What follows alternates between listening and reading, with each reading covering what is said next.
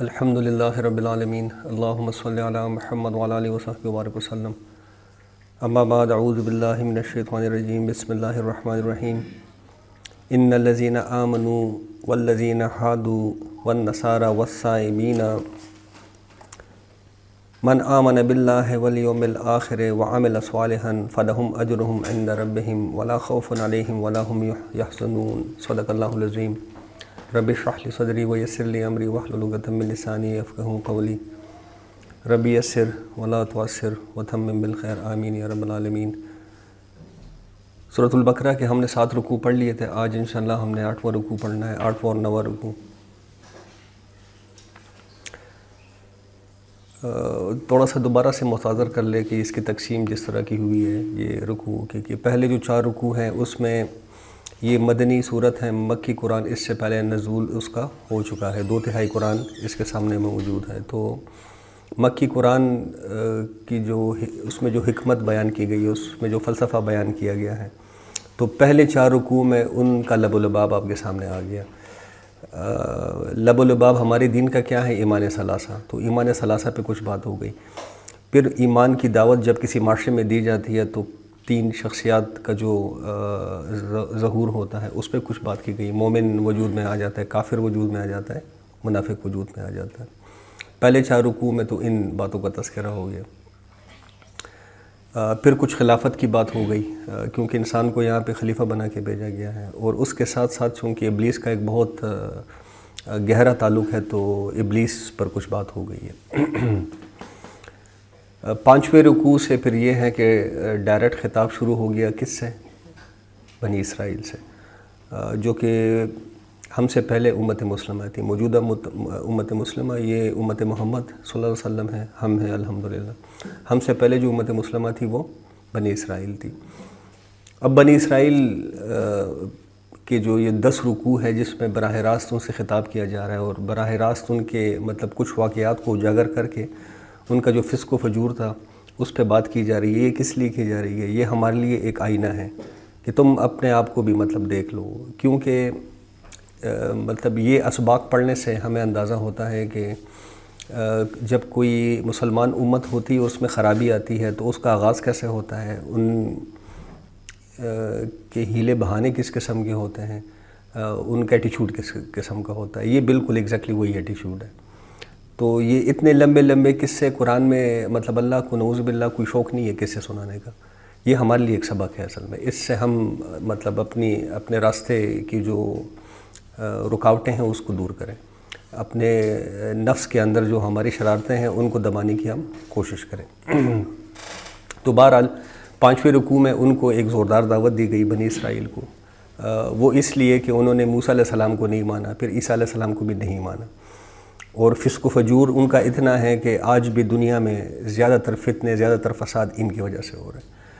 تو ان کو ایک آخری دعوت دی گئی کہ چلو اب محمد صلی اللہ علیہ وسلم پر اگر ایمان تم لے آئے تو بھی تمہاری بچت ہو جائے گی۔ یہ اللہ کی شان رحیمی ہے۔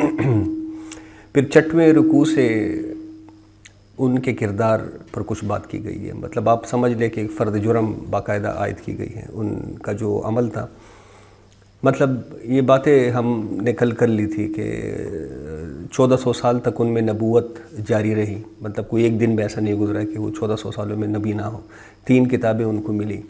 کل ہم نے وہ آیات پڑھی کہ سب عالمین پہ ان کو توجہ دی گئی، لیکن ان کا طرز عمل کیا تھا وہ آپ کے سامنے آ گیا۔ 2-3 واقعات ہم نے کل پڑھ لیے تھے۔ مطلب سب سے پہلے تو دیکھیں موسیٰ علیہ السلام جب ان کو چھوڑ کے چلے گئے کوہ طور پر 40 راتوں کے لیے، تو انہوں نے شرک، جو اتنا بڑا ظلم ہے وہ کر لیا۔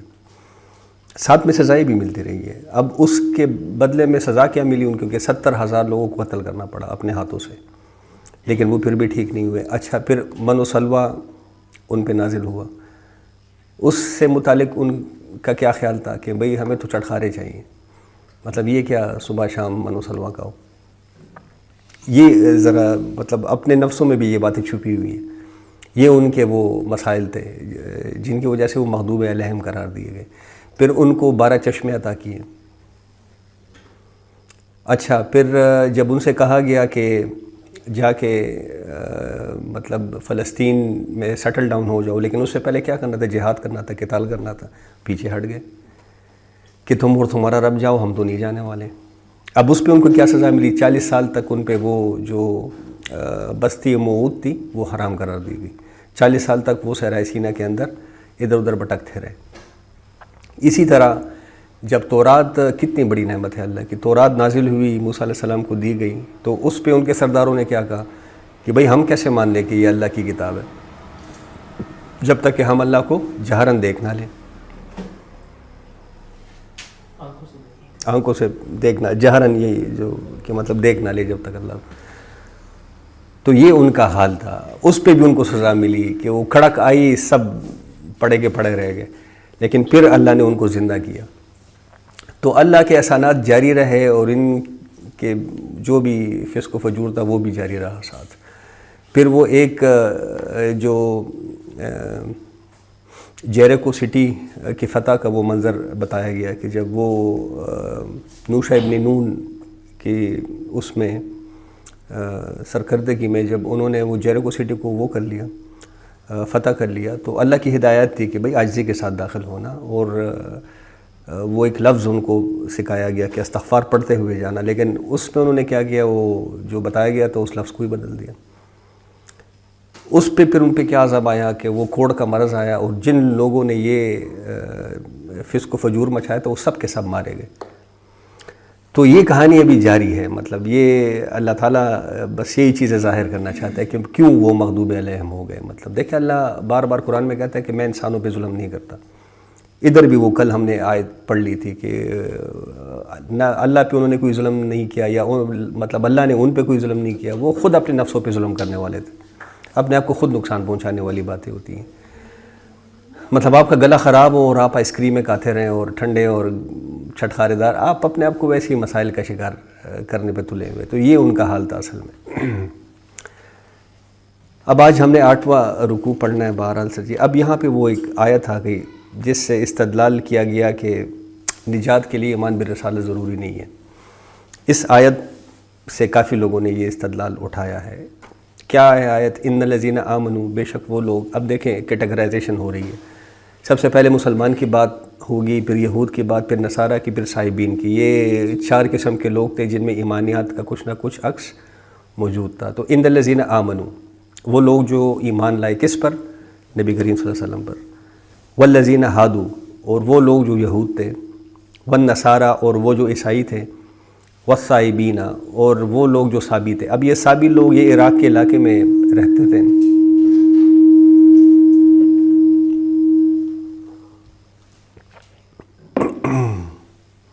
جن کا یہ دعویٰ تھا کہ ہم دین ابراہیمی پر ہیں، لیکن ان کے ہاں بھی مطلب حالات بہت بگڑ گئے تھے۔ جس طرح دیکھیں اولاد ابراہیم بگڑ گئی، اولاد اسماعیل بگڑ گئی۔ یہ مکہ میں یہ قریش جو تھے، یہ کون تھے؟ یہ اسماعیل علیہ السلام کی اولاد تھی لیکن بگڑ گئی تھی۔ اسی طرح یہ صابی بھی جو تھے یہ دعوت تو کرتے تھے کہ ہم دین ابراہیمی پر ہیں، لیکن ان میں کافی خرافات آ گئی تھی۔ ستارہ پرستی ایک عام مرض ان میں تھا۔ تو جو صابی ہوئے، من آمن، ان میں اب دیکھیں 4 کیٹیگریز بتا دی گئی، اہل ایمان، یہودی، عیسائی اور صابی۔ اب ان میں من آمن باللہ والیوم الآخر، ان میں جو اللہ پر ایمان لایا اور روز آخرت پر ایمان لایا، وعمل صالحا، ایک شرط بھی لگا لی، اور جنہوں نے عمل صالح بھی کیا، فلہم اجرہم عند ربہم، تو ان کا اجر ان کے لیے ہے اپنے رب کے پاس، ان کے رب کے پاس، ولا خوف علیہم، اور نہ ہی ان کو کسی خوف کا سامنا کرنا ہوگا، نہ اس دنیا میں نہ آخرت میں، ولا ہم یحزنون، اور نہ ہی وہ غمگین ہوں گے، نہ ہی وہ پریشان ہوں گے۔ اچھا اب دیکھیں ظاہراً معلوم ہوتا ہے، الفاظ اگر ہم دیکھ لیں، من آمن باللہ والیوم الآخر والعمل صالحا فلہم اجرہم عند ربہم، اب الفاظ سے یہ ظاہر ہوتا ہے کہ شاید ایمان بالرسالت کوئی ضروری چیز نہیں ہے، الفاظ ایسے ہی، اور اسی وجہ سے اس آیت سے لوگوں نے یہ استدلال اٹھایا۔ آج بھی جو انکار حدیث والے لوگ ہیں، یا جو انکار حدیث اصل میں انکار رسالت ہی ہے کہ آپ رسول کا انکار کر دیں، تو ان کے سامنے بھی یہی آیت آپ پائیں گے، جب بھی وہ آپ سے کوئی استدلال کریں گے یہی آیت کہ یہ دیکھ لو یار قرآن خود کہتا ہے۔ اب اس میں دیکھیں منطقی طور پہ اگر اس کا جائزہ لیا جائے تو بڑا آسان سا جواب ہے اس کا۔ پہلی بات تو یہ ہے کہ دیکھیں کسی بھی چیز کو جب آپ پرسپیکٹیو سے ہٹا کے دیکھیں گے تو وہ ٹھیک آپ کو سمجھ نہیں آئے گی. آپ نے اگر قرآن کے پیغام کو سمجھنا ہے تو پورے قرآن کو سامنے رکھیں. یہ پورا پرسپیکٹیو ہے قرآن کا. آپ اس کو آگے پیچھے کر کے ایک آیت نکال لیں تو بس پھر تو وہی موم کی ناک والی بات ہو گئی نا. پھر موڑتے رہیں، چاہے سورج کی طرف کر دے رخ، چاہے مریخ کی طرف کر دے رخ، آپ کی مرضی. تو پہلا مطلب اس کا جواب تو یہ بنتا ہے منطقی طور پہ کہ پرسپیکٹیو میں بات ہونی چاہیے. پرسپیکٹیو سے ہٹ کے بات کریں گے، آئسولیشن میں چیزوں کو دیکھیں گے تو آپ گمراہ ہی ہوں گے. دوسری بات یہ ہے کہ ایک حدیث کے الفاظ ہیں. آپ صلی اللہ علیہ وسلم کا ارشاد ہے کہ جس نے لا الہ الا اللہ محمد رسول اللہ کہہ دیا صلی اللہ علیہ وسلم تو وہ جنت میں جائے گا. اب کیا اگر مطلب اس آیت کو آپ استدلال بنا کے ایک بات کو ثابت کرنا چاہ رہے ہیں تو کیا میں یہ حدیث پہ سامنے رکھ سکتا ہوں کہ بس میں نے تو پڑھا ہوا ہے لا الہ الا اللہ محمد رسول اللہ، میں جنت میں جاؤں گا اور کچھ بھی نہ کروں؟ یہ بھی وہی بات ہے کہ میں پرسپیکٹیو میں پھر چیزوں کو نہیں دیکھ رہا. لا الہ الا اللہ محمد رسول اللہ کہنے کے بعد تقاضے اس کے شروع ہوتے ہیں، میں نے وہ پورے کرنے ہیں، اس کے بعد ایک جا کے بات بنے گی. تو یہ دوسرا مطلب ایک منطقی جواب ہو گیا. پھر سب سے بڑھ کر ایمان باللہ اور ایمان بالآخرہ کے بعد ہی اصل گیم شروع ہوتی ہے. مطلب آپ نے اللہ پہ ایمان آپ لے کے آ گئے، آپ آخرت پر ایمان لے کر آ گئے. اب ایک سوال آپ کے سامنے آ گیا کہ میں آخرت میں اگر سوال جواب ہونا ہے وہ بڑا سخت قسم کا دے کہ قرآن میں تو بڑی سخت باتیں ہیں کہ بڑا سخت قسم کا سوال جواب ہوگا. تو اب میں اس میں سے کامیابی حاصل کیسے کروں؟ مطلب اگر یہ کوئی اتنی گپ کی بات ہوتی تو ہم کالج یونیورسٹیوں میں کیوں جاتے؟ مطلب ہمارا مقصد تو امتحان ہے نا، میڈیکل انجینئرنگ کا ایگزام دینا، تو بس وہ میں جا کے دے دوں. مجھے یونیورسٹی میں جانے کی کیا ضرورت ہے؟ مجھے کالج میں جانے کی کیا ضرورت ہے؟ نہیں بھئی، آپ کو سیکھنا پڑے گا. اگر آپ صحیح طریقے سے پریپیئرڈ نہ ہوئے تو آپ کبھی بھی یہ ایگزام نہیں دے سکتے. وہی بات ہے کہ گیم تو مجھے سمجھ آ گئی، مجھے پتہ ہے کہ انجینئرنگ میں نے کرنی ہے، تو اب انسٹیٹیوشن میں نے ایڈمیشن لینا ہے. ایمان بالرسالت کا درجہ انسٹیٹیوشن کا ہے. وہی آپ کو سکھائے گا، رسول ہی آپ کو سکھائے گا کہ کیسے اس امتحان میں آپ نے کامیابی حاصل کرنی ہے. اور سب سے آخر میں اگر میں ایک بات آپ کے سامنے مزید رکھوں کہ یہ جو ایمان باللہ اور ایمان بالآخرت ہے، اس کا پیغام کون لے کے آیا ہے؟ رسول لے کے آیا ہے. تو آپ نے اگر ایمان بالرسالت کو بیچ میں سے نکال لیا تو پھر یہ دو گپ ویسے ڈوگما پھر پیٹتے رہیں. ایک طرف ایمان باللہ کو پیٹتے رہیں، ایک طرف ایمان بالآخرہ کو پیٹتے رہیں اور مزے کریں. کیونکہ انسٹیٹیوشنز تو آپ نے بیچ میں سے نکال دیے کہ میں نے پڑھنا لکھنا سیکھنا تو میں نے کچھ بھی نہیں ہے، بس میں ایمان لے کے آ گیا ہوں. تو بس یہ وہی بات ہے سر جی. سمپلی میں جو کہنا چاہ رہا ہوں نا کہ آپ کو کوئی کہہ دے کہ بس میں مانتا ہوں کہ میڈیکل سے لوگوں کا علاج ہوتا ہے، تو آپ اس کو ڈگری دے دیں گے کہ ہاں بھائی تو بن گیا ڈاکٹر. یا میں کہہ دوں یہ دعویٰ کروں کہ مجھے پتہ ہے کہ سیمنٹ اور بجری اور اینٹ کو ملا کے تو میں بلڈنگ بنا سکتا ہوں، تو آپ مجھے انجینئرنگ کی ڈگری دے دیں کہ بھائی تو بڑا 30 مار خان نکلا. یہ اسی طرح کی بات کرنا ہے کہ ایمان باللہ ایمان بالآخرہ پہ مجھے یقین ہے، رسالت کو چھوڑو، نعوذ باللہ. یہ بالکل گمراہ کن خیال ہے. تو یہاں پہ اس آیت کو مس کوٹ کیا جاتا ہے. یہ باتیں آپ کے سامنے رہنی چاہیے. جی جی بالکل. وہ جو سرداروں نے حضرت موسیٰ کو کہا تھا کہ یہ تخفیہ جو ہے نا یہ ہمیں کیا پتہ، وہ اس وقت ان کو نبی مانتے تھے؟ ہاں نبی مانتے تھے. وہ دیکھیں معجزے ان کے سامنے تھے. وہ لاٹھی کا معجزہ ان کے سامنے تھا، سمندر کا پٹنا ان کے سامنے تھا. پھر یہ ایک معجزہ ہی تھا کہ وہ فرعون کی قید سے نکل، تو مانتے تو تھے اس طرح. لیکن ہٹ درمی اندر موجود تھی نا. اور دیکھیں وہ یہ خیال تو اندر موجود تھا کہ یار اب دیکھیں موسیٰ علیہ السلام کے بارے میں کہا جاتا ہے کہ وہ بات بھی مطلب وہ اس کو کیا کہتے ہیں وہ ہاں جی ہاں لکنت تھی ان کی زبان میں اصل میں. ٹھیک ہے. تو بس وہ یہ نہیں باتوں میں لگے رہتے تھے کہ یار یہ مل گیا تھا رسول، نعوذ باللہ ہم پہ وہی آ جاتی. جو ابو جہل کہتا تھا سرداران یہود یا علماء یہود بھی یہی کہتے تھے اصل میں. تو نبی تو مانتے تھے لیکن اندر تکبر اور حسد کی آگ لگی ہوئی تھی بہرحال. اور دیکھیے اسی وجہ سے وہ 2 دن پہلے شاید انعام بھائی نے بڑی اچھی مجھے توجہ دلائی تھی کہ جس طرح یہ شیطان لعین جل رہا ہے حسد کی آگ میں. کیوں کہ خلافت وہ لینا چاہتا تھا لیکن ملی کس کو؟ آدم کو. اسی طرح یہ امت کا بدلنا ان کے جلتی پہ تیل ڈالنے والا معاملہ ہوا ہے. جب نئی امت آ گئی تو اب وہ بھی اسی طرح شیطان کی طرح حسد کی آگ میں جل رہے ہیں. اور اسی لیے دنیا کا یہ حال کیا ہوا ہے جو ہمیں نظر آ رہا ہے. اور وہ آپ ایک بات مان لیں کہ وہ اپنا اصل اپوننٹ مسلمان کو ہی سمجھتے ہیں، یہودی عیسائی وغیرہ یہ زیادہ اس پہ وہ نہیں کرتے، غور و خوض نہیں کرتے، اصل اپوننٹ ہم ہیں۔ سر ویسے ہی دیکھا جائے تو پھر ان کا اللہ پر ایمان بھی پختہ نہیں ہے، کیونکہ اللہ تعالیٰ نے کہا یہ کرنے کو، تو ان کی بات بھی نہیں سنتے۔ وہ بات ابھی آگے آ رہی ہے کہ یہ اپنی وشفل تھنکنگز کے اندر تیر پھر رہے ہیں، یہ بات بھی آ جائے گی۔ تو ولا خوف علیہم ولا ہم یحزنون، اس میں ایک بات جو مستحضر اب رہنی چاہیے کہ نجات کسی گروہ میں شامل ہونے پر نہیں ہے، ایمان لازمی ہے، عمل صالح لازمی ہے۔ اچھا، عمل صالح بھی اب الحمدللہ یہاں پہ اب سب مطلب قرآن اور دین سے جڑے ہوئے لوگ ہیں، تو عمل صالح کا کانسیپٹ بھی ہمارا کلیئر ہونا چاہیے۔ مطلب وہی بات کہ نیکی کا کوئی تصور گڑھ لینا اور اس کو عمل صالح کہنا، یہ بھی گمراہ کن تصور ہے۔ ابھی اس پہ بھی آگے کچھ بات ہوگی۔ وَإِذْ أَخَذْنَا مِيثَاقَكُمْ رَفَعْنَا فَوْقَكُمُ الطُّورَ، اور یاد کرو کہ جب ہم نے تم لوگوں سے پختہ عہد لیا تھا اور بلند کیا تھا تم پر طور کے پہاڑ کو۔ یہ جب تورات دی جا رہی تھی موسیٰ علیہ السلام کو، تو معجزانہ طور پر یہ ایک کیفیت پیدا کر دی گئی کہ ان پر رعب ڈالنے کے لیے، ان کے دل میں خشیت پیدا کرنے کے لیے کوہ طور کو اٹھا کر معلق کر دیا گیا۔ تو کوہ طور ان پہ معلق تھا اور تورات ان کے ہاتھ میں تھی۔ اب اس وقت اللہ ان سے کیا کہہ رہے ہیں؟ خذوا ما آتیناکم بقوہ، کہ اس میں جو کچھ ہے، تورات میں جو کچھ، آج ہم سے یہ کہا جا رہا ہے نا کہ قرآن میں جو کچھ ہے اسے مضبوطی سے پکڑو۔ وہ احادیث آپ کے سامنے ہیں، بلکہ قرآن کی آیات آپ کے سامنے ہیں۔ وَاعْتَصِمُوا بِحَبْلِ اللَّهِ جَمِيعًا وَلَا تَفَرَّقُوا، کہ اللہ کی رسی کو مضبوطی سے تھام لو اور تفرقے میں مت پڑو۔ اب حدیث میں یہ کلیئر کیا گیا ہے کہ یہ حبل اللہ کیا ہے؟ یہ قرآن ہے۔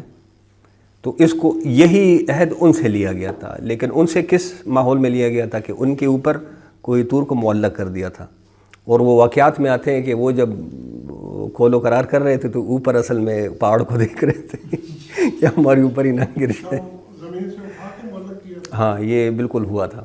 معجزہ تھا۔ یہ معجزہ ہے نا۔ معجزہ کس کو کہتے ہیں؟ خرق عادت چیز کو، مطلب جو دنیا کے قوانین کو توڑ کے کوئی کام کیا جائے، اس کو معجزہ، جو انسان کو عاجز کر دے۔ اصل میں انسان تو دیکھے دنیا کے قوانین کے مطابق ہی کام، میں نے پانی پینا ہے تو مجھے ایک خاص پروسیس فالو کرنا ہے، میں یہ نہیں کر سکتا کہ بس یوں کروں پانی اور ڈز، یہ بالکل نہیں، یہ خرق عادت، وہ معجزہ ہو جائے گا۔ تو معجزہ کس کو کہتے ہیں؟ جو انسان کو عاجز کر دے اصل میں۔ تو اب کوہ طور کا اس طرح معلق ہونا، یہ انسان کو عاجز کرنے والی بات ہے۔ جی، تو ہم بھی پھر پکا وعدہ کریں گے، انسان کی تو یہی کیفیت ہے۔ تو خذوا ما آتیناکم بقوہ، میں نے جو کچھ تمہیں دیا، یعنی کہ یہ جو تورات میں نے تمہیں دیا، اس میں جو کچھ بھی ہے اس کو زور کے ساتھ پکڑو، قوہ کے ساتھ۔ وَاذْكُرُوا مَا فِيهِ ہے، اور جو کچھ اس میں درج ہے اس کو یاد رکھو۔ اب دیکھیں یہ وہ جو شروع میں ایک حدیث تھی نا کہ بنی اسرائیل پہ وہ سارے آ کے رہیں گے، جو تم پہ وہ سارے واقعات آ کے رہیں گے جو ان پہ آ چکے ہیں۔ یہی باتیں ہم سے کی جا رہی ہے، ہمیں بھی تو یہی بتایا جا رہا ہے، قرآن کو اس سے پکڑو، قوت کے ساتھ پکڑو۔ وَاذْكُرُوا مَا فِيهِ، اور اس میں جو کچھ ہے قرآن میں اس کو یاد رکھو۔ لَعَلَّكُمْ تَتَّقُونَ، اب وہ بات کلیئر ہو جاتی ہے تاکہ تمہیں اپنی رسپانسبلٹیز یاد رہے۔ ہم نے تقویٰ کی ایک ڈیفینیشن کی تھی نا، رسپانسبلٹی، تو یہ سامنے یہ فرائض نہیں رہیں گے، میرے کیا فرائض ہیں، تو میں کیا رسپانسبلٹی ادا کروں گا، میں نے کیا تقویٰ دار بننا ہے پھر۔ لعلکم تتقون، تاکہ تم رسپانسبل بنو، اپنی رسپانسبلٹیز پہ تمہاری نظر رہنی چاہیے۔ ثم تولیتم من بعد ذلک، اب کہا تو ان کو جا رہا ہے لیکن اپنے گریبان میں دیکھ کے یہ آیت اس پہ غور کرنے کی ضرورت ہے۔ ثم تولیتم من بعد ذلک، تو اس کے بعد تم نے کیا کیا؟ منہ موڑ لیا ہماری ہدایت سے۔ پہلے میثاق الست کو توڑا، پھر میثاق شریعت کو توڑا۔ مطلب آج اگر ہم یہ کام کرتے ہیں کہ اللہ قرآن اصل میں کیا عہد و قرار ہے نا، اس میں مجھے یہی بتایا جا رہا ہے کہ یہ کرو یہ مت کرو، اگر میں اس وعدے کو توڑتا ہوں تو اصل میں میں نے وہ وعدہ توڑا ہے، وہ جو عہد الست میں نے جو روح کی شکل میں اللہ سے ایک وعدہ کر لیا تھا کہ تو ہمارا رب ہے، میں زمین میں آ کے تیری ہی بندگی کروں گا۔ اب بندگی کیسے کرنی ہے؟ ہدایت سامنے آ گئی ہے، میں اس سے منہ موڑ لوں، تو اصل میں نے عہد الست سے منہ موڑ لیا۔ تو ثم تولیتم من بعد ذلک فلولا فضل اللہ علیکم ورحمتہ، تو اگر نہ ہوتا اللہ کا فضل تم پر اور اس کی رحمت تم پر، لکنتم من الخاسرین، تو تم ضرور ہو جاتے گھاٹے میں پڑ جاتے، نقصان اٹھانے والوں میں سے ہو جاتے۔ اب دیکھیں آگے ایک اور ان کی فسق فجور کی کہانی آ رہی ہے بنی اسرائیل کی۔ وَلَقَدْ عَلِمْتُمُ الَّذِينَ اعْتَدَوْا وَمِنْكُمْ فِي السَّبْتِ، اور تم خوب جانتے ہو انہوں نے جنہوں نے نافرمانی کی تھی سبت کے دن کی، سبت کہتے ہیں ہفتے کے دن کو اصل میں۔ اب دیکھیں یہود کی شریعت میں یہ معین کر دیا گیا تھا کہ ہفتے کے روز کوئی دنیاوی کام نہیں کرنا۔ یہ جو پریکٹسنگ جوز ہیں یہ آج بھی اس کا بڑا اہتمام کرتے ہیں، ہفتے کے دن وہ کوئی کام نہیں کرتے۔ سبت ہفتے کے دن کو کہتے ہیں، عبرانی زبان کا لفظ ہے، عربی میں بھی مستعمل ہے بہرحال، تو ہفتے کے دن کو کہتے ہیں۔ یہ دن بنی اسرائیل کے لیے مقدس قرار دے دیا گیا تھا، جس طرح میں نے آپ کے سامنے ابھی بات رکھ دی ان کی شریعت میں۔ اللہ اور بنی اسرائیل کے مابین دائمی عہد کا نشان قرار دیا گیا۔ یہ ہفتے کا جو دن تھا نا، یہ اس کی اتنی بڑی حیثیت تھی، اور ان کو تاکید کی گئی تھی کہ اس روز کوئی دنیاوی کام نہ کیا جائے، یہاں تک کہ گھروں میں آگ بھی نہ جلیں، اور جانوروں سے، لونڈیوں سے اور غلاموں سے کوئی کام بھی نہ لیا جائے۔ اس حد تک مطلب سختی تھی اس معاملے میں، اور جو اس ضابطے کی وہ کو توڑے گا، یہ جو ضابطہ ہے ہفتے کے دن کا، اس کو جو توڑے گا اس کو قتل کرو۔ مطلب یہ اتنا سخت ایک عہد و قرار تھا ان کی شریعت میں۔ تو بنی اسرائیل نے آگے چل کر اس قانون کی اعلان یا خلاف ورزیاں شروع کر دی، اور یہ 586 قبل مسیح کا جو ٹائم تھا، 586 قبل مسیح کا جو ٹائم تھا، اس ٹائم پہ آ کر یروشلم کے جو پاٹھک تھے ان سے لوگ مطلب اعلانیہ بال و اسباب آگے پیچھے لے کے جایا کرتے تھے، کام کیا کرتے۔ تو بس اس سے زیادہ اعلانیہ اور کیا کام ہونا تھا؟ ایک یہ ہو گیا۔ دوسرا، ایک نبی تھے ان کے، حسقی ایل ان کا نام تھا، انہوں نے اپنی کتاب میں لکھا ہے۔ اب دیکھیں یہ جو بھی ہمارے پاس آج تورات جس شکل میں بھی ہے، یہ انہی سے نقول یا یادداشتوں سے کوئی چیزیں لکھ، تو ان کی ایک نبی کی کتاب ہے حسقی ایل کی، انہوں نے سبت کی بے حرمتی کو یہود کی قومی جرائم میں سب سے بڑا جرم قرار دیا، یعنی کہ اور تو کافی بڑے جرائم تھے قوم کے طور پہ، لیکن یہ سب سے بڑا قومی جرم تھا ان کا۔ اچھا، یہ اس میں ایک اور بات بھی ذرا ذہنوں میں مستحضر رکھیں کہ اللہ بندوں کی آزمائش کے لیے جو طریقے اختیار کرتے ہیں وہ کچھ اسی طرح کے ہوتے ہیں۔ مطلب یہ بھی انہی میں سے ایک طریقہ تھا، اصل میں اللہ نے ان کو آزمانا تھا، اس طرح کی سچویشن میں ڈال کے اللہ نے ان کو آزمانا تھا۔ کس طرح کہ جب کسی شخص یا کسی گروہ میں فرما برداری سے انحراف اور نافرمانی کی جانب میلان بڑھنے لگتا ہے، یا شخص ہو یا کوئی گروہ ہو، تو اس کے سامنے نافرمانی کے مواقع کا دروازہ کھول دیا جاتا ہے۔ اب آزمائش تو ہے نا، اگر آپ کے دل میں کوئی بات، اب اس طرح یہ جب آپ کے سامنے نافرمانیوں کا دروازہ کھل جاتے ہیں تو اس سے کیا ہوتا ہے کہ آپ کے وہ میلانات جو اندر چھپے ہوئے ہیں وہ کھل کر سامنے آ جائیں۔ مطلب یہ ہے کہ جن جرائم سے ہم اپنے دامن کو خود داغدار کرنا چاہتے ہیں، تو وہ اس لیے ہم سے دور نہ رہیں کہ ہمیں موقع نہیں ملا، اللہ کو پورا موقع دے گا۔ آپ کے دل میں کوئی میلان ہے نا، اس کے مواقع اللہ آپ کے لیے کھول کے، پھر آپ کا امتحان ہوگا کہ اب میں نے کرنا ہے کہ نہیں کرنا۔ مطلب وہ پشتو کا ایک بہرحال غنی خان صاحب کا شعر ہے کہ شراب سے توبہ تب ہے جب شراب سامنے پڑی ہو، ورنہ پھر کیا توبہ ہے، اویلیبل ہو اور آپ توبہ کر لیں تو وہ توبہ ہے اصل میں۔ تو یہی وہ بات ہے کہ اللہ آپ کے سامنے، آپ کے دل میں جو، دیکھیں ہر کسی کا اپنا مزاج ہوتا ہے، میرا اپنا مزاج ہے، آپ کا اپنا مزاج ہے، میرے مزاج کے مطابق میرے سامنے مواقع آ جائیں گے، اب امتحان میرا شروع ہے کہ میں نے کرنا پھر کیا ہے۔ تو آگے نہ ہو تو پھر وہ انگور کھٹے ہیں والا معاملہ چلتا ہے۔ ایگزیکٹلی، لیکن مواقع آپ کو ملیں گے۔ یہ میں آپ کو ایک بات بتا دوں، تو یہ جو یوم سبت میں اب کیا ہوا تھا، یوم سبت میں تو ویسے کاروبار سارا بند تھا، ساحل سمندر کے قریب یہ رہتے تھے چونکہ، تو مچھلیاں پکڑتے تھے۔ اب ہفتے کے دن مچھلیوں کی بڑمار ہوتی تھی، اتوار کے دن کوئی مچھلی نہیں ہوتی تھی، اب دیکھیں یہ وہ موقع تھا، اندر میلان تو موجود ہے کہ یہ نافرمانی کریں گے، تو موقع اللہ نے ان کو دے دیا، ان کی نافرمانی سامنے آ گئی۔ انہوں نے کیا کیا کہ وہ مطلب سمندر میں وہ ہولز بنانے لگے اس طرح کے کہ وہ ہفتے کے دن مچھلی آ کے اس میں پھنس جاتی تھی، ہفتے کے دن یہ نہیں پہنتے پکڑتے تھے، بس وہ ان کو پھنسا دیتے تھے، پکڑتے پھر اتوار کے دن تھے۔ تو یہ وہ خرافات ہیں جو پھر سامنے آ گئی۔ آج مسلمانوں کا بھی یہی حال ہے، یقین کریں کہ ہمیں پتہ ہوتا ہے کہ ایک کام غلط ہے، لیکن مفتی کے آگے بیٹھے ہوتے ہیں کہ کوئی راستہ نکالیں۔ اسلامک بینکنگ کو دیکھ لیں سر جی۔ مودودی صاحب کا کوئی آیا تھا ان کی طرف نا کسی مسئلہ پوچھنے کے بعد، کسی قسم کا مشورہ تھا نا، پتہ نہیں وہ پوچھا تھا کہ اگر ایسا ہو جائے ایسا ہو جائے ایسا ہو جائے تو اگر آپ نے دیکھا ہوگا نہیں، تو انہوں نے پوچھا نا اسی طرح سے مسئلہ کہ بھائی اگر ایسا ہو جائے تو پھر بتائیں، اگر ایسا ہو جائے تو پھر بتائیں، تو تو مجھے کیوں جو ہے وہ مصیبت میں ڈال رہے ہو، جا کے جو ہے وہ کام کرو، اس طرح سے۔ صحیح بات ہے، مودودی صاحب ہو گئے، ڈاکٹر شاہ احمد صاحب، یہ جو تحریکی لوگ ہوتے ہیں یہ شریعت اور فقہ کے مسئلوں میں زیادہ پڑھتے بھی نہیں ہیں، ویسے یہ بڑی گمبھیر قسم کی بحثیں ہوتی ہے۔ سر جی علماء جو بڑے بڑے علماء ہیں ان کو تو ایک طرف رکھے، یہ جو بچہ آتا ہے نا جو ہمیں تراویح پڑھاتا ہے، آپ ان کے سامنے کچھ باتیں ذرا سامنے رکھیں، اتنے سخت ہوتے ہیں نا یہ لوگ اپنے عقائد پر کہ آپ کو ہلا کے رکھ دیتے ہیں۔ بہرحال وَلَقَدْ عَلِمْتُمُ الَّذِينَ اعْتَدَوْا مِنْكُمْ فِي السَّبْتِ، اور تم خوب جانتے ہو انہیں جنہوں نے نافرمانی کی تھی تم میں سے سبت کے قانون کی۔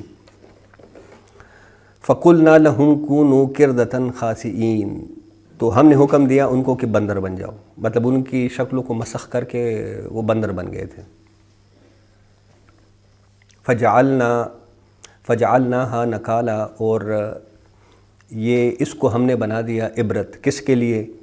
لما بین یدیہا، کہ جو اس وقت موجود تھے ان کے لیے بھی ہم نے اس کو عبرت بنا دیا، وما خلفہا، جو ان کے پیچھے آنے والے تھے، ان کے بعد جو آنے والے تھے ان کے لیے بھی اس واقعے کو ہم نے ایک عبرت کا نشان بنا دیا، وموعظۃ للمتقین، اور پرہیزگاروں کے لیے اس کو نصیحت بنا دیا۔ ہماری شریعت میں جو ہے وہ جمعے کا دن اسی طرح وقت ہے، لیکن جو کاروبار حرام ہے جمعے کی اذان کے بعد، ہاں صرف جو وہ 2-2.5 گھنٹوں والی بات ہوتی ہے نا، اور اتوار جو ہے وہ حضرت عیسیٰ علیہ وہ انہوں نے خود سے خود بتایا، یہ ہفتے کا یہودیوں پہ اللہ نے کیا ہے۔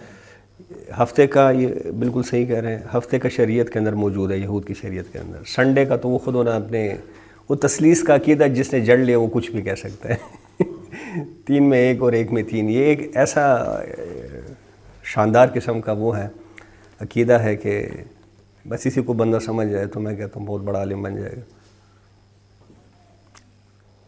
جو بندہ حکم و دولی پہ تیار ہوتا ہے اندر سے، اللہ تعالیٰ تھوڑی سی اس کو اس میں سہولت دے، یہی میں اور کہ یہ ایک اللہ کا قانون ہے، آپ کے دل میں کوئی میل ہوگا نا تو اس کا بھرپور آپ کو موقع فراہم کر دیا جائے گا۔ تاکہ اگر اب کرتا ہے کہ نہیں کرتا، ہاں، فری ول والا کانسیپٹ ہے نا، گناہ تو لکھا تب جائے گا جب کرے گا، جب کرے گا۔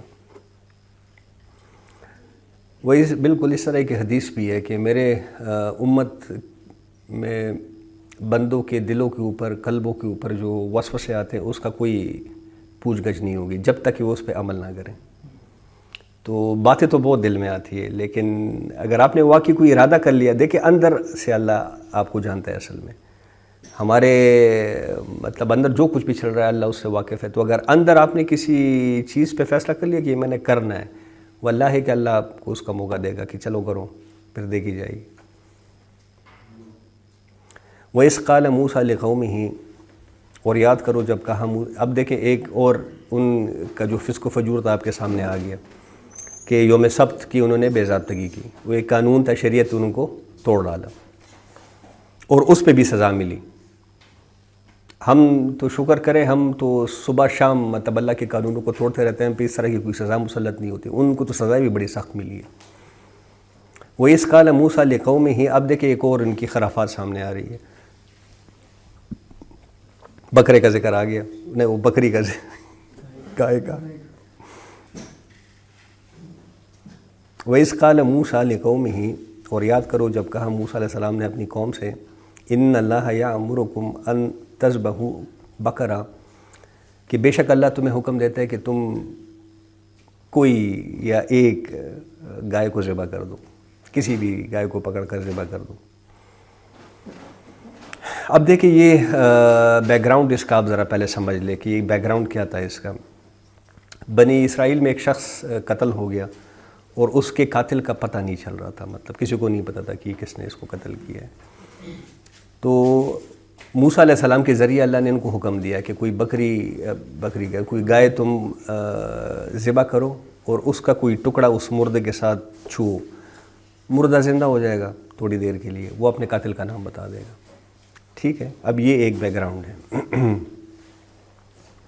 اب اس کے پیچھے اللہ کے اصل میں دو مقاصد تھے۔ ایک تو یہود کے دلوں میں گائے کے تقدس کو کم کرنا، مطلب ان کے دلوں میں تو گائے کا تقدس بھرا ہوا تھا، تو اس کو توڑنا، مطلب ایک تو یہ اس کے پیچھے مقصد تھا کہ یہ گائے کو ذبح کریں گے تو اس تقدس میں کچھ کمی واقع ہو جائے گی۔ دوسرا یہ کہ جب یہ کام یہ کریں گے اور مردے سے اس کا کوئی ٹکڑا چھوئیں گے اور وہ جی کے اٹھ جائے گا تو قیامت کے دن کا فلسفہ بھی ان پہ کھل جائے گا کہ اگر یہ ہو سکتا ہے تو قیامت کے دن کیوں نہیں ہو سکتا، مردوں نے زندہ ہونا ہی ہے۔ تو مطلب اس سے یہ دو چیزیں ثابت کرنا چاہتے تھے اللہ۔ اب ان کے دلوں میں چونکہ بچڑے کے لیے وہ تقدس بری ہوئی تھی، تو جب ذبح کرنے کا حکم آیا تو انہوں نے بچنے کے لیے سوال جواب شروع کر دی، میم میخ نکالنا شروع کر دیے کہ بھئی کیسی ہونی چاہیے یہ گائے، اس کا رنگ کیسا ہونا چاہیے، تو اس کی عمر کیا ہونی چاہیے، تو دان کتنے ہونے چاہیے، تو الف بے تے سے لے کے یا تک سارے سوال اٹھا دیے۔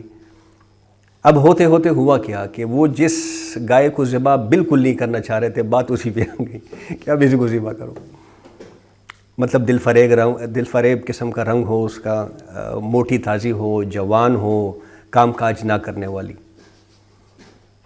اگر وہ شروع میں ذبح کر دیتے تو کوئی بھی گائے پکڑ کے ذبح کر لیتے، بات ختم ہو جاتی، لیکن چونکہ میم میخ، اب یہی حال دیکھیں، ایک ایک بات ہم پہ ثابت ہوتی ہے، آج ہم بھی یہی کرتے ہیں، مطلب ہر چیز میں میم میخ نکالو۔ تو یہ بہرحال ایک بیک گراؤنڈ آپ کے سامنے میں نے رکھ دیا۔ اب واقعہ کیا ہے، وہ اس قال موسیٰ لقومہ، یاد کرو جب موسیٰ علیہ السلام نے کہا تھا اپنی قوم سے، ان اللہ یأمرکم ان تذبحوا بقرہ، کہ بے شک اللہ تمہیں حکم دیتا ہے کہ ذبح کرو ایک گائے کو۔ قالوا اتتخذون ہزوا، تو ان کی قوم نے ان سے کہا، ہزوا، ان کی قوم نے ان سے کہا کہ اے موسیٰ کیا تو ہم سے مذاق کر رہے ہیں؟ قال اعوذ باللہ ان اکون من الجاہلین، موسیٰ علیہ السلام نے اس پر کہا کہ میں اللہ کی پناہ مانگتا ہوں کہ میں جاہلوں میں سے بن جاؤں، مطلب میں کیوں مذاق کروں گا تم سے، اور وہ بھی اللہ کے معاملے میں، اللہ کا حکم ہے کہ ذبح کرو۔ قالوا ادع لنا ربک، اس پر وہ کہنے لگے کہ اے موسیٰ اپنے رب سے ہمارے لیے درخواست کیجئے، دعا کیجئے اپنے رب سے، یبین لنا ما ہی، کہ یہ ہمارے لیے ذرا واضح کر دیں کہ یہ گائے کیسی ہو۔ قال، اب اس پر موسیٰ علیہ السلام نے کہا، وہ ہو گیا ہوگا ان سے، اللہ سے بات ہو گئی ہوگی، انہو یقول، کہ بے شک اللہ وہ کہتا ہے، یعنی کہ اللہ کہتا ہے، انہا بقرۃ لا فارض ولا بکر، کہ بے شک وہ گائے نہ بوڑھی ہو اور نہ بچی ہو، مطلب جوان ہو۔ اب دیکھیں وہ آہستہ آہستہ ان کی وہ جو فسق و فجور تھا نا، وہ بات انہی پہ آہستہ آہستہ آ رہی ہے۔ جی ڈیفیکلٹی لیول انکریز ہوتا جا رہا ہے۔ اوانم بین ذالک، اوسط عمر کی ہو، درمیانی عمر کی ہو، نہ بوڑھی ہو نہ بچی ہو۔ فافعلوا ما تؤمرون، اب احساس تو ہو گیا تھا موسیٰ علیہ السلام کو، کیا کہا کہ جلدی کر ڈالو جس کا حکم دیا جا رہا ہے، فافعلوا، پس کر ڈالو اس کو، ما تؤمرون، جس کا حکم دیا جا رہا ہے۔ اب اس کو موسیٰ علیہ السلام رسول تھے، ان کو پتہ تھا کہ آگے جائیں گے اور بھی پھنسیں گے، لیکن وہ نہیں مانے۔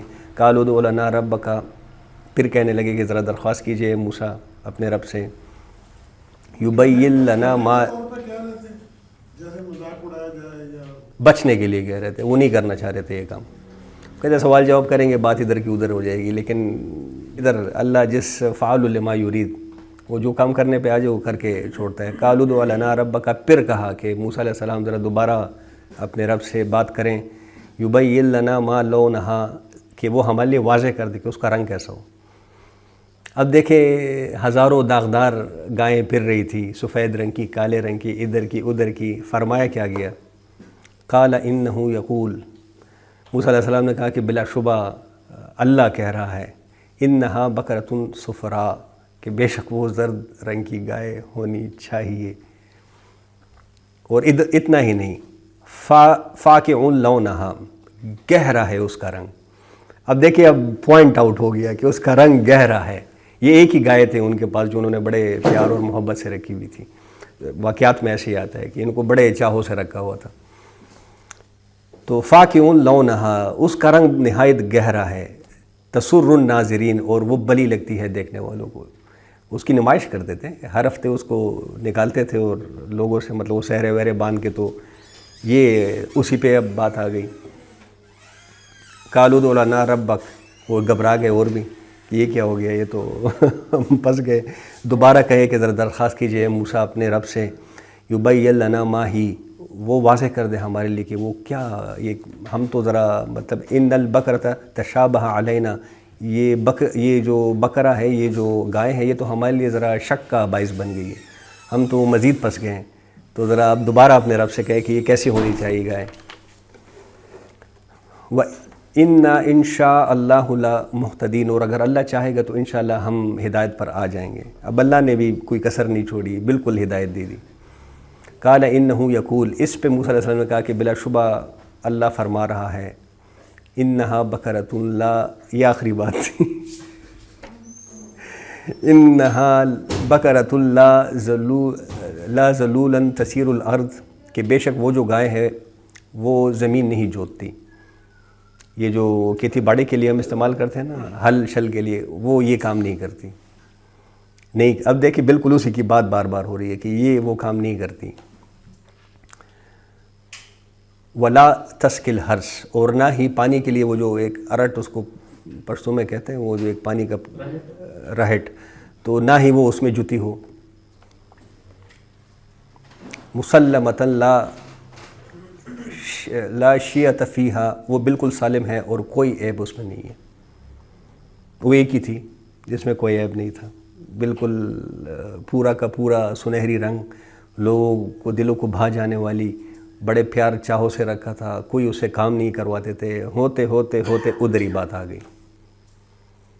اب انہوں نے کہا، جب سمجھ گئے کہ اب تو پس گئے، اب تو کوئی، تو قالوا الآن جئت بالحق، کہ اے موسیٰ علیہ السلام ابھی آپ حق کی بات لے کر آئے، ہم سمجھ گئے کہ ہم پس گئے۔ فذبحوہا، تو انہوں نے ذبح کر دیا۔ وما، آخری لائن بڑی امپورٹنٹ ہے، وما قادوا یفعلون، وہ کرنے والے نہیں تھے اس کام کو۔ اللہ تو جانتا ہے، وہ اتنے سوال جواب اتنے میم میں اسی لیے نکال رہے تھے کہ بچ جائیں، لیکن نہیں بچے۔ تو پھر وہی ہوا، ذبح بہرحال کر دیا۔ اس کا ایک ٹکڑا وہ جو مردہ تھا اس کے ساتھ لگایا گیا، وہ زندہ ہو گیا، اس نے اپنے قاتل کا نام بتا دیا، لیکن مشکل طریقے سے۔ اگر یہ پہلے سے ہی بس کوئی وہ پکڑ کے، گائے پکڑ کے کر لیتے تو آسان طریقہ ہو جاتا۔ اب اس میں ہمارے لیے یہی سبق ہے کہ دیکھیں، دین کے معاملات میں میم میخ نکالنا یہ کوئی بڑا عجیب کام ہوتا ہے، اور اس کا نتیجہ کیا نکلتا ہے، اس کا نتیجہ آگے بتایا جا رہا ہے۔ لیکن اس کا نتیجہ بتانے سے پہلے یہ ایک بات کل ہم نے واضح کر لی تھی کہ اس میں یہ جو واقعات ہیں یہ زمانی ترتیب کے ساتھ نہیں ہے۔ اب ذبح والا معاملہ تو ہو گیا، مطلب وہ واقعہ تو سامنے آ گیا، لیکن یہ ذبح کروایا کیوں گیا تھا، اس کے پیچھے مقصد کیا تھا، اب وہ مقصد اجاگر کیا جا رہا ہے۔ وَإِذْ قَتَلْتُمْ نَفْسًا، اور یاد کرو جب کہ کیوں یہ ذبح کروایا گیا، اب اس پہ بات ہو رہی ہے کہ یاد کرو جب تم نے قتل کیا تھا ایک شخص کو، فَادَّارَعْتُمْ فِيهَا، پھر تم باہم آپس میں جھگڑنے لگے۔ جھگڑنے کیوں لگے کہ قاتل کا کوئی پتہ نہیں تھا کہ کون قاتل ہے۔ وَاللَّهُ مُخْرِجٌ مَا كُنْتُمْ تَكْتُمُونَ، اور اللہ اس کو ظاہر کرنا چاہتا تھا، کرنے پہ تل گیا تھا جس کو تم چھپانا چاہتے تھے۔ فَقُلْ نَضْرِبُوهُ بِبَعْضِهَا، تو فرمایا کہ مارو اس مقتول کو گائے کے کسی ٹکڑے کے ساتھ، وہی ایک حصے کے ساتھ اس سے کچھ وہ کرو، ٹچ کرو۔ کذالک یحیی اللہ الموتیٰ، اب دیکھیں یہاں پہ وہ کیا ہوا، جب ٹچ کیا تو زندہ ہو گیا۔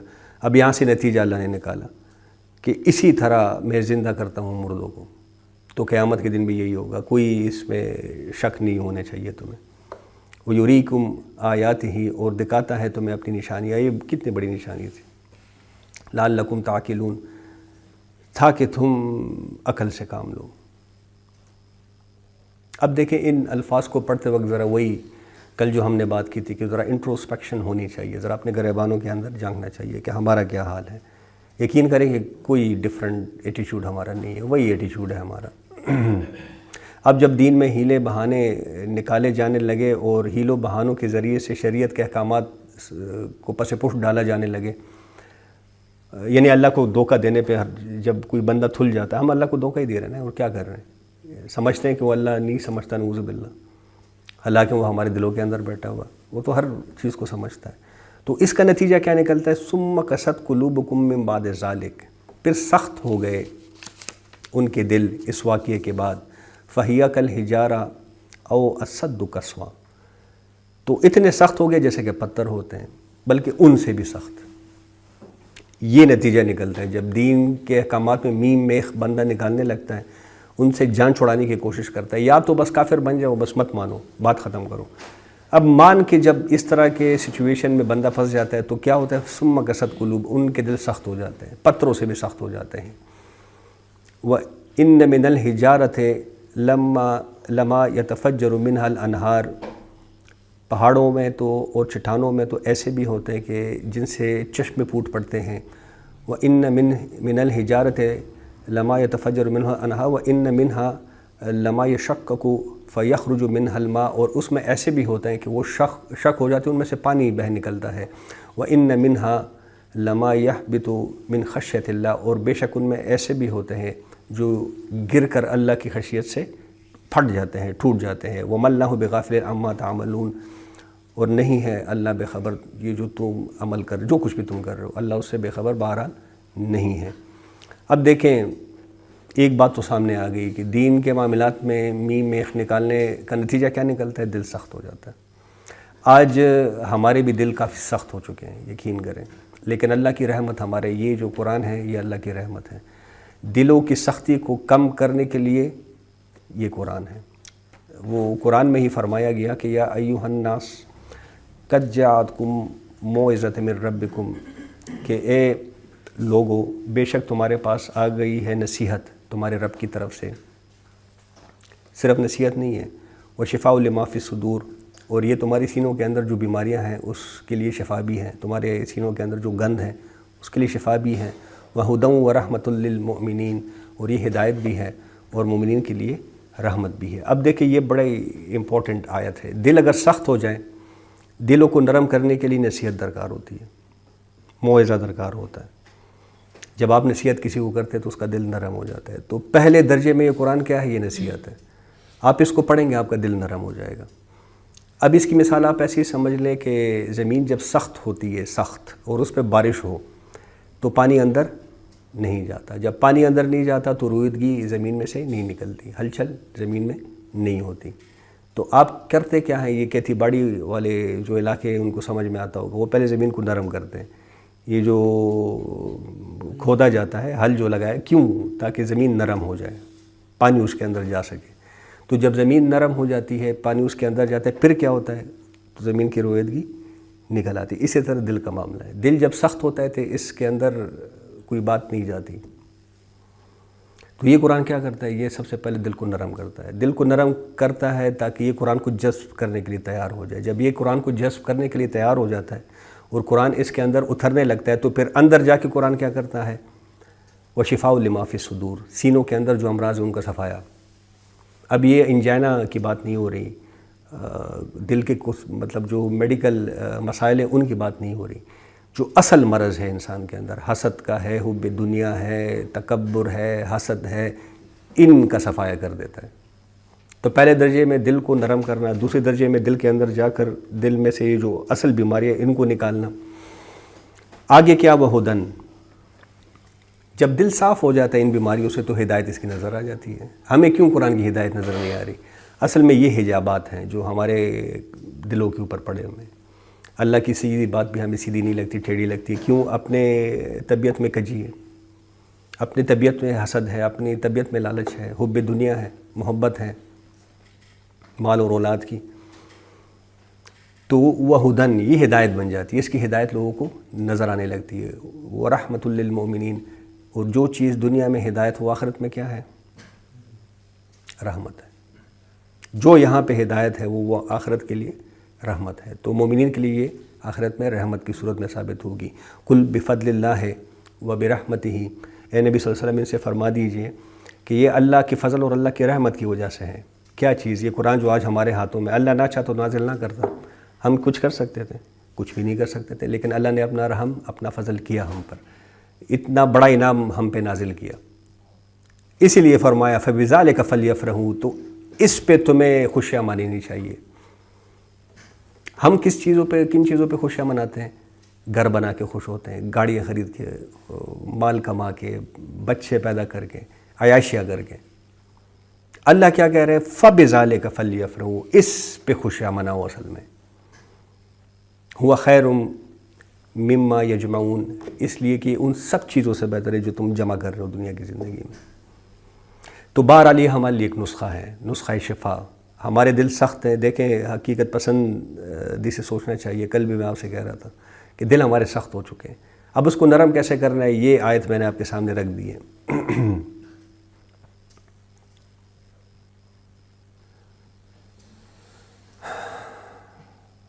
وَمَا اللَّهُ بِغَافِلٍ عَمَّا تَعْمَلُونَ، اور دیکھو اللہ بالکل بغافل نہیں ہے جو کچھ بھی تم کر رہے ہو. اب دیکھیں یہاں ہم نے محسوس کیا کہ کچھ واقعات بتائے جاتے ہیں، اس کے بعد کچھ یونیورسل لاز جو ہوتے ہیں اس سے متعلق بات کی جاتی ہے. مطلب کچھ ایسے عظیم حقائق ہیں، وہ مورل لا ہم جس کو کہتے ہیں، کہ اللہ کی طرف سے وہ دنیا میں وہ بھی بہرحال کام کر رہا ہے. مطلب ظالم ظلم تو کر لیتا ہے، لیکن اس کو حساب اس دنیا میں دینا پڑتا ہے اس ظلم کا. سارے واقعات ہمارے سامنے. تو ہم یہاں پہ محسوس کر رہے ہیں کہ کوئی واقعہ بتایا جاتا ہے، اس کے بعد وہ مورل لا، وہ جو ایک یونیورسل ٹروتھ ہے، یونیورسل لاز جو ہیں، اس پہ بات کی جاتی ہے کہ جب ایسا ہوتا ہے تو پھر ایسا ہوتا ہے. فار ایگزامپل کل ہم نے ایک یونیورسل ٹروتھ ہمارے سامنے آیا، ضربت علیہم الذلۃ والمسکنہ، کہ انہوں نے کچھ کیا تو یہ کام ہوا نا، ویسے ہوا میں تو نہیں ہو گیا. تو ان باتوں کو بھی ذرا ذہن میں رہنا چاہیے. مطلب ہمیں یہاں سے کیا معلوم ہوتا ہے کہ ایسا ہو سکتا ہے کہ ایک امت مسلمان ہو، اللہ کی فرما بردار ہو، اللہ نے ان پہ بڑے انعام کیے ہوں، بڑے اکرام کیے ہوں، لیکن ان میں کوئی کجی پیدا ہو جائے، وہ اللہ کے احکامات سے مطلب بھاگنے کی کوشش کرنے لگے، تو پھر یہ ہو سکتا ہے کہ اللہ ان کو مغضوب علیہم بنا دے، جس طرح آج ہم بنے ہوئے ہیں. ہم مانتے نہیں ہیں لیکن ہم بنے ہوئے ہیں.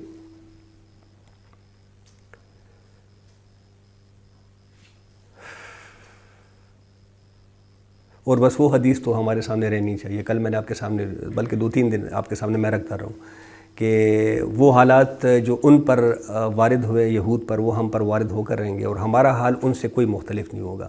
بالکل جس طرح جوتوں کے تلبے ہوتے ہیں، یہی ہمارا ان کے ساتھ مشابہت ہے. اچھا، اب آگے ایک اور انٹرسٹنگ بحث آ رہی ہے. افتطمعون ان یؤمنوا لکم، کیا تم نے یہ سمجھ لیا ہے، کیا تم یہ گمان کرتے ہو؟ اب اللہ سے، یہ اللہ مسلمانوں سے یہ خطاب کر رہے ہیں کہ کیا تم نے یہ گمان کر لیا ہے کہ یہ یہودی جو ہیں یہ تمہاری بات مان لیں گے، یہ تم پر ایمان لے آئیں گے؟ اب دیکھیں مسلمانوں کے ذہنوں میں ایک بات تو تھی کہ ظاہر ہے یہ جو قریش کے کفار تھے، مشرکین جو تھے، ان کے پاس نہ کوئی کتاب تھی، نہ رسالت سے وہ کوئی ان کا واسطہ تھا، نہ وہ توحید پہ یقین رکھتے تھے. تو وہ تو بڑے ڈیفیکلٹ لوگ تھے، مطلب انہوں نے تو ہماری بات نہیں مانی. لیکن یہود اہل کتاب ہے، رسالت سے وہ واقف ہے. 1400 سال تو ان میں رسول ہی آتے رہے، نبی اور رسول ہی آتے رہے، پھر توحید کے وہ قائل تھے. تو ان کے ذہن میں تو یہی تھا کہ یہ مطلب بڑی آسانی سے ہماری بات مان لیں گے. لیکن وہ ثابت کیا ہوئے؟ لوہے کے چھنے. مطلب وہ یہ جو قریش کے کفار اور مشرکین تھے ان سے بھی سخت نکلے اس معاملے میں.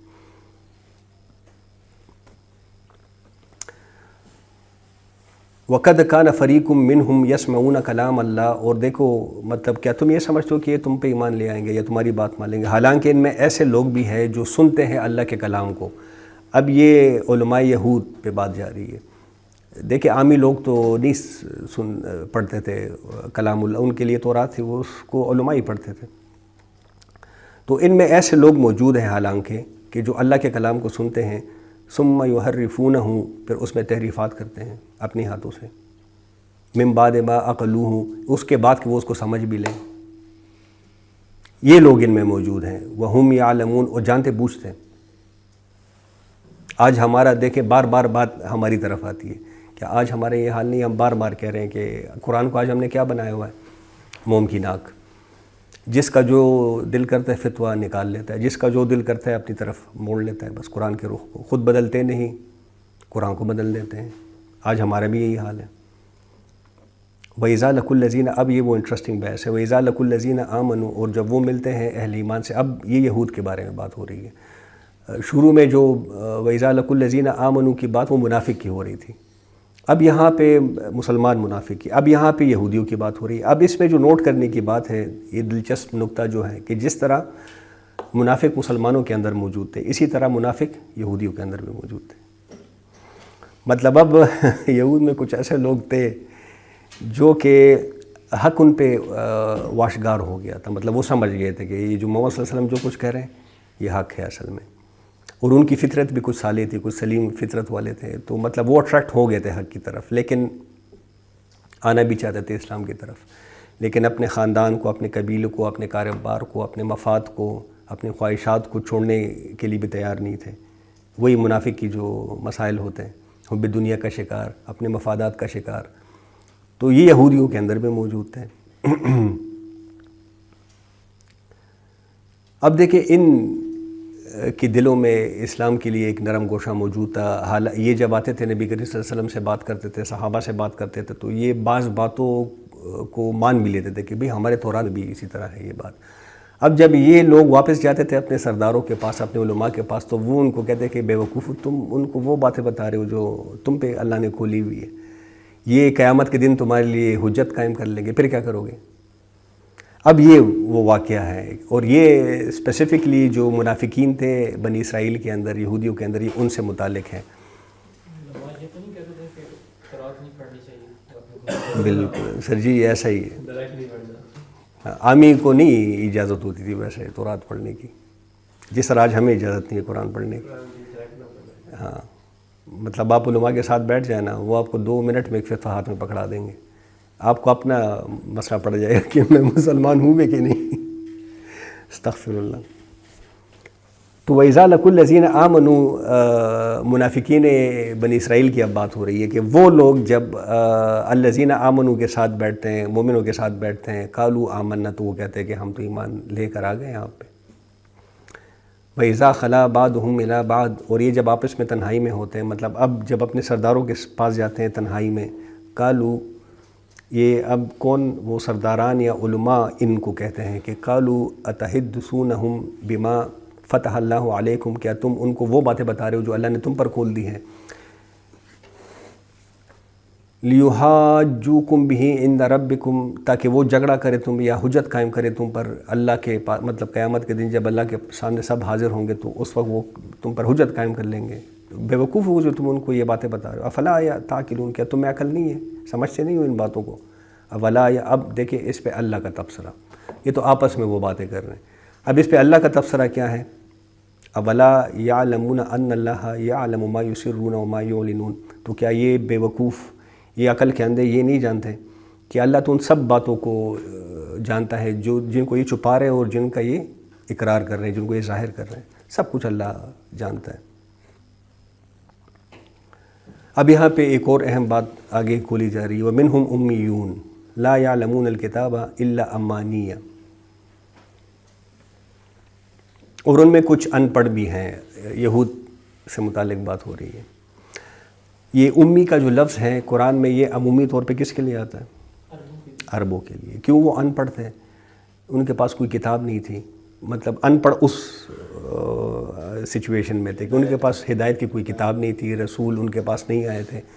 تو یہ یہود ان کو وہ کہتے تھے کہ یہ ان پڑھ ہیں، ان کے پاس نہ کتاب ہے نہ، ورنہ فساد و بلاغت میں ان کا کوئی کمال نہیں تھا. مطلب وہ شعر و شاعری جو کرتے تھے اس طرح تو صحیح پڑھے لکھے تھے، لیکن اصل میں کتاب اور یہ نہ ہونے کی وجہ سے ان پہ ایک یہ لقب لگ گیا تھا کہ یہ امی ہے، یہ ان پڑھ ہے. سر پڑھنا لکھنا بھی تو نہیں جانتے؟ زیادہ تر نہیں جانتے تھے، بہت کم لوگ، لیکن جو جانتے تھے وہ پھر صحیح بلا کا جانتے تھے. وہ بکر صدیق رضی اللہ عنہ کے بارے میں آتے ہیں کہ وہ تاریخ پہ جو کمانڈ ان کو حاصل تھی بہرحال، مطلب اور انہوں نے جس طرح سے رقم کی تھی وہ تاریخ، وہ اس طرح سے جیسے ہمارے جو آباء و اجداد کو جس طرح سے چیزوں کے بارے میں پتہ ہوتا ہے، تو ان سے پوچھیں تو ان کو کافی چیزوں کے بارے میں پتہ ہوتا ہے. دیکھیں ہمارے آباء و اجداد میں گزرے ہیں نا، وہ ہمارے دادا ہمارے نانا ہمیں یاد ہیں، وہ 8ویں پاس ہوتے تھے، لیکن ان کی اردو ان کی انگلش ہم سے اچھی ہوتی تھی. اس طرح تو پڑھے لکھے تھے، لیکن چونکہ ہم نے جو معیارات قائم کیے ہیں کہ بھئی یونیورسٹی سے فارغ التحصیل ہے اور یہ پیرا ہوا دماغ ہے اور یہ فلاں، چونکہ وہ نہیں ہے تو ان کو ان پڑھ کہا جاتا تھا کہ یہ ان پڑھ ہے. اب بات ہو رہی ہے یہود، مطلب یہ لقب تو تھا اہل عرب کے لیے، بات اب ان سے ہو رہی ہے، یہودیوں سے ہو رہی ہے کہ وَمِنْهُمْ أُمِّيُّونَ لَا يَعْلَمُونَ الْكِتَابَ إِلَّا أَمَانِيَّ، کہ ان میں ایسے بھی موجود ہیں جو ان پڑھ ہیں، کتاب کو نہیں جانتے، صرف اس حد تک کہ ان سے جھوٹی امیدیں وابستہ کی ہوئی. مطلب کتاب میں کچھ اور لکھا ہوا ہے، انہوں نے اپنی کچھ یہ جو امانی ہے اس کو انگلش کا ایک لفظ ہے وشفل تھنکنگ، بڑا صحیح اس کو ایکسپلین کرتے ہیں، یہ ان کی وشفل تھنکنگ ہے، بس وہ کتاب سے متعلق اتنا ہی جانتے ہیں. اب دیکھیں جس طرح مسلمانوں کی اکثریت ان پڑھ ہے، اب اگر اس نقطہ نظر سے آپ دیکھیں، چاہے وہ PhD ہو، چاہے ہماری طرح پڑھے لکھے ہو، لیکن قرآن سے پیدل ہیں، قرآن کے متعلق کچھ بھی نہیں جانتے، تو وہ ان پڑھ ہیں. پھر جو واقعی ان پڑھ ہیں پاکستان میں، ان کی تو دیکھو کتنے ان پڑھ ہو گئے. اب یہی حال مطلب یہود کا بھی تھا، ان کے اگر اس لحاظ سے دیکھا جائے کتاب کا علم کے حوالے سے، وہ کتنے پڑھے لکھے تھے. جو علماء یہود تھے وہ بڑی چھوٹی سی تعداد تھی، قلیل سی تعداد تھی.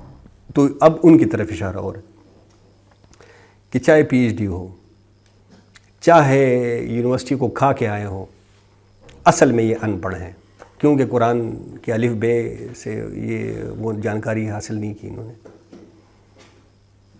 تو یہ کیا کرتے ہیں، ان کی کیفیت بتائی جا رہی ہے کہ یہ کتاب سے متعلق کچھ نہیں جانتے. ہاں ان کی وشفل تھنکنگ بہت ہے، وہ وشفل تھنکنگ کیا ہے وہ بھی ابھی آگے آ جائے گی. وَإِنْهُمْ إِلَّا يَظُنُّونَ، اور نہیں ہے وہ اس کے سوا کہ بس گمان ہی کرتے ہیں. جس طرح آج ہم گمان کرتے ہیں، کافی گمان ہمارے ہوتے ہیں، مطلب آخرت کے حوالے سے اگر ہم اپنے جو گمان ہیں وہ گنوانا شروع کر دیں تو وہ لاتعداد ہیں. کوئی کیا کہتا ہے، کوئی کیا کہتا ہے کہ اللہ خیر کرے گا، یہ ہو جائے گا تو وہ ہو جائے گا تو سیدھا جنت، سیدھا وَإِنْهُمْ إِلَّا يَظُنُّونَ، یہ کچھ بھی نہیں ہے، بس ان کے گمان ہی ہے، یہ ہوائی باتیں ساری. فَوَيْلٌ لِّلَّذِينَ يَكْتُبُونَ الْكِتَابَ بِأَيْدِيهِمْ، پس ہلاکت ہے ان کے لیے جو اپنے ہاتھ سے کتاب لکھتے ہیں، مطلب کتاب میں جو تحریفات کرتے ہیں. اللہ کا حکم کچھ اور، آپ نے فتویٰ کوئی اور لکھ دیا اپنی مرضی کے مطابق.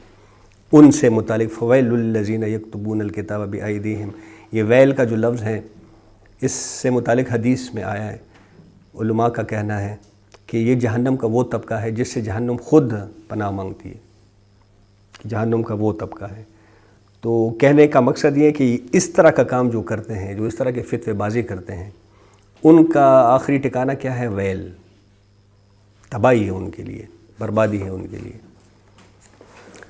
ثم یقولون ھذا من عند اللہ، اور وہ فتویٰ لکھ کے نا، آپ کسی مولوی کے پاس بیٹھے نا، مطلب وہ آپ کو کوئی فتویٰ یہ تو نہیں کہے گا کہ یہ میں کہہ رہا ہوں، آپ کو یہی کہے گا قرآن اور حدیث یہی کہہ رہا ہے. تو ثم یقولون ھذا من عند اللہ، پھر کہتے ہیں کہ یہ اللہ کی طرف سے، میں اپنے آپ طرف سے تو نہیں. کیوں؟ لیشتروا بہ ثمنا قلیلا، تاکہ اس کے بدلے وہ حاصل کرے تھوڑی سی رقم. اور وہ تھوڑی سی رقم کیا ہے؟ کل اس پہ بات ہو گئی تھی. دنیا کیا ملتا تھا ان کو؟ پیسے، مال، چندہ، یہی چیزیں ملتی تھی ان کو. تو اللہ کہہ رہا ہے کہ یار تم ان چیزوں کے لیے میری آیات کا سودا کر رہے ہو. فویل لہم، دوبارہ فرمایا تو ویل ہے ان کے لیے، مما کتبت ایدیہم، یہ جو کچھ اپنے ہاتھوں سے لکھ رہے ہیں، وویل لہم، اور ان کے لیے بھی ویل ہے، مما یکسبون، اس جو کمایا جا رہا ہے اس کے ذریعے سے، ان فتووں بازیوں کے ذریعے سے جو کچھ کمایا جا رہا ہے ان لوگوں کے لیے ویل ہے، تباہی ہے. اب وہ امانی کیا ہے ان کے دلوں میں، جو ایک بہرحال ایک وشفل تھنکنگ ہے، وہ کیا ہے؟ وَقَالُوا لَن تَمَسَّنَا النَّارُ إِلَّا أَيَّامًا مَعْدُودَاتٍ، اور ان کا کہنا یہ ہے کہ ہمیں تو دوزخ کی آگ ہرگز نہیں چھو سکے گی مگر یہ ہے گنتی کے چند دن. کیوں؟ یہ وہ اس طرح کہتے تھے کہ اللہ دوسرے لوگوں کی آنکھوں میں دھول جھونکنے کے لیے ہمیں ویسی ایک ڈبکی دے گا اس میں جہنم میں، اور بس اس کے بعد تو ہمیں اب چھو ہی نہیں سکتے، کیونکہ لوگ پھر اعتراض اٹھائیں گے نا کہ حرام خور تو یہ بھی تھے، مطلب ہم کیوں جہنم میں، یہ کیوں باہر ہے؟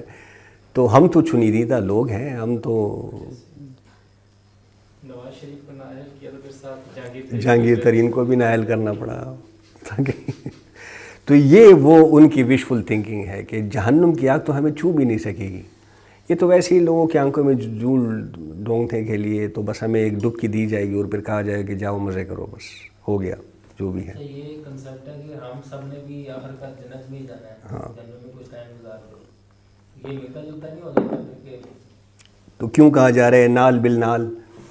تمہاری وہی کیفیت ہوگی جو بنی اسرائیل کی ہے، ان کی بھی یہی وشفل تھنکنگ، ہماری بھی یہی وشفل تھنکنگ۔ اس پہ تو حدیث نہیں وہ تو ہے، لیکن کیا آپ یہ رسک لینا چاہیں گے کہ بس کلمہ آپ نے پڑھ لیا؟ نہیں وہ ٹھیک ہے، بالکل نفی نہیں کر سکتے، بالکل نفی نہیں کر رہا، نہ ہم یہودیوں کی بالکل نفی کر رہے ہیں، ان میں سے بھی دیکھیں وہ پہلے آیت ہم نے پڑھ لی کہ یہودیوں میں سے بھی جو اصل میں ایمان رکھتے تھے اللہ اور بالآخرت پر تو ان کو اللہ بخش دے گا، لیکن یہ جو حدیث ہے نا کہ جس نے کلمہ پڑھ لیا وہ جہنم جنت میں جائے گا اپنی سزا کاٹ کے، اب یہ رسک کون لینا چاہے گا؟ سر ایک اور بات، بالکل آپ کی والی بات کو سپورٹ ہے کہ جہنم جو ہے وہ ایک پل رہنے کے لیے بھی بہت بری جگہ ہے، اور ہاں ہمیشہ رہنے کے لیے۔ یہ بالکل ٹھیک ہے، مطلب کہا جاتا ہے نا کہ اگر اس زندگی میں کسی کی اس دنیا میں اگر کسی کی ساری زندگی آہوں میں اور چیخ و پکار میں اور تکلیفوں میں گزری ہو، وہ جنت کا ایک لمحہ جب دیکھے گا تو وہ اپنی ساری زندگی بھول جائے گا، اور اگر کسی نے عیاشی میں اور کھاتے پیتے اور سب کچھ کر کے ساری زندگی گزاری ہو، جہنم کا ایک لمحہ جب دیکھے گا تو سب کچھ اسے بھول جائے گا۔ تو میں یہ کہہ رہا ہوں کہ یہ رسک کون لے گا خدا کے بندے کہ چلو لا الہ الا اللہ پڑھ لیا باقی اپنی حرام خوریاں کرتے رہو، دیکھا جائے گا۔